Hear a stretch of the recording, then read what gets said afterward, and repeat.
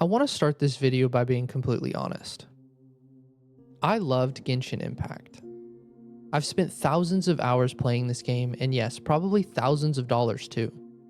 I defended it, I recommended it, I told myself it was just a beautifully made fantasy game.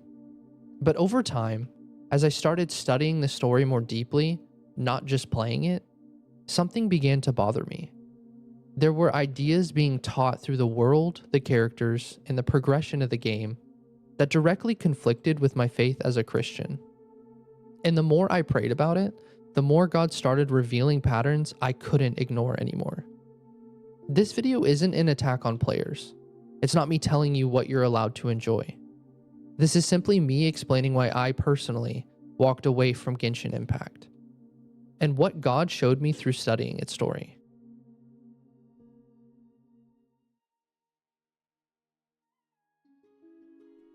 When I first started playing Genshin, I was drawn in by the music, the art, the exploration, and the sense of wonder it gave me. It felt harmless, beautiful, even.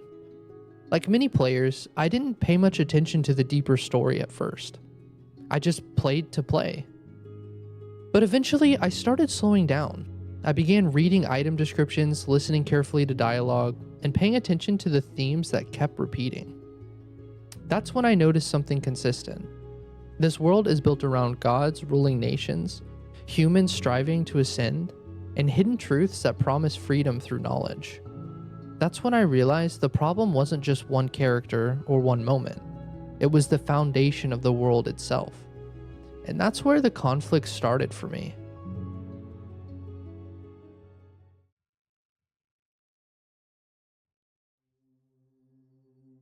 From the very beginning, Genshin presents a world where power comes from Ascent.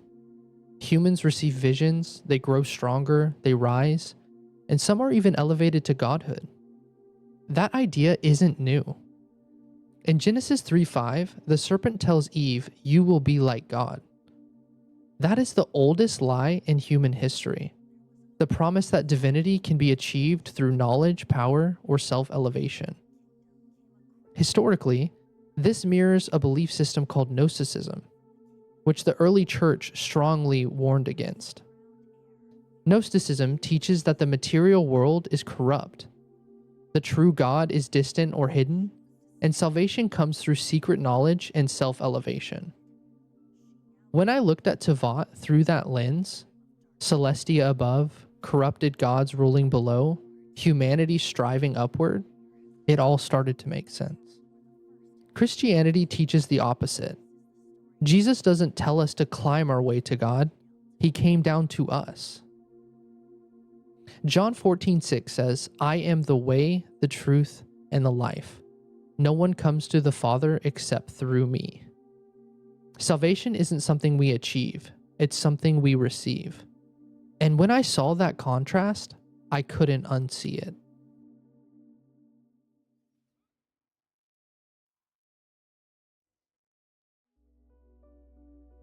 As I continued studying, I began looking into the names of the archons themselves. And this is where things became harder to dismiss as coincidence.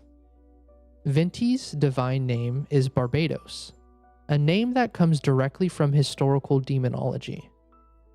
Zhongling's name, Morax, is traditionally associated with a demon connected to knowledge and authority. And then there's Paimon, the constant companion, presented as cute and harmless, whose name historically refers to a king of hell. Psalms 96:5 says, "For all the gods of the nations are idols, but the Lord made the heavens." For me, this wasn't about shock or controversy. It was about asking why a game centered on false gods consistently borrows names tied to real spiritual rebellion. But names alone weren't what convinced me the most.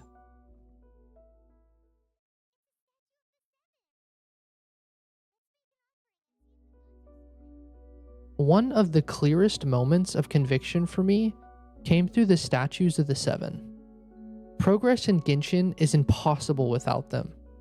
You approach them, you offer to them, you receive power, blessing, and access in return. I used to say, it's just gameplay. But gameplay teaches behavior. Exodus 20:3-5 says, "You shall have no other gods before me. You shall not bow down to them or worship them." These statues are beautiful, they glow, they feel holy. And that's exactly how idols have always worked. Matthew 4:10 says, "Worship the Lord your God and serve him only." That contrast became impossible for me to ignore.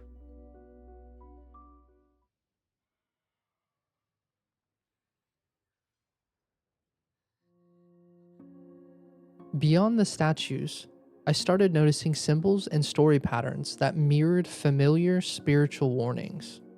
Scripture tells us in 2 Corinthians 11:14 that Satan disguises himself as an angel of light. That doesn't mean everything dark looks evil. It often looks beautiful. Even the traveler's story reflects a familiar pattern. Cast down from a higher realm, walking the world as a powerful figure who surpasses the gods themselves. I'm not saying that traveler is Satan. I'm saying the story echoes the same lie Scripture warns us about. That freedom and truth come through self-elevation rather than submission to God. And all of this forced me to ask what direction Genshin was leading me in.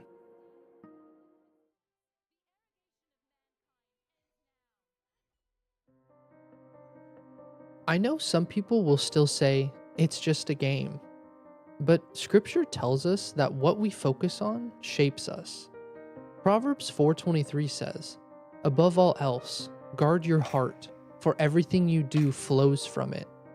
Philippians 4:8 calls us to dwell on what is true, noble, pure, and praiseworthy. For me, I had to be honest about what this game was normalizing and how it was influencing my thinking. Walking away from Genshin wasn't easy. I had time invested, money invested, even my identity was invested. But Matthew 6:24 says, "No one can serve two masters." For me, this became a matter of obedience. I've stepped away from Genshin Impact completely in my personal life. But stepping away doesn't mean pretending it doesn't exist. I'm continuing this series not as a participant, but as a Christian examining the story through Scripture, exposing false gods by the light of the gospel. My goal isn't fear, and it isn't entertainment, it's clarity.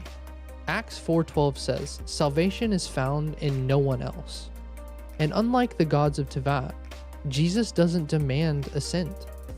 He came down, he died for us, and he freely gives life to all who believe. Light always exposes darkness, and my hope is that through these videos, we don't see the false gods of Teyvat, but the one true God who reigns above them all. If you want to explore this conversation further, or check out another video from this channel that reflects the same heart and approach as this one, you'll see two videos on screen now. One is the first episode of Genshin in the Gospel, where I begin walking through the story and contrasting it with Scripture. And the other video is one that YouTube thought you would enjoy from this channel. If this video was helpful, consider subscribing so you don't miss future discussions like this. And whether you agree or disagree, my hope is simply that you'll think carefully about what you're taking in and measure it against truth. Thank you for watching, and I'll see you in the next one. Grace and peace.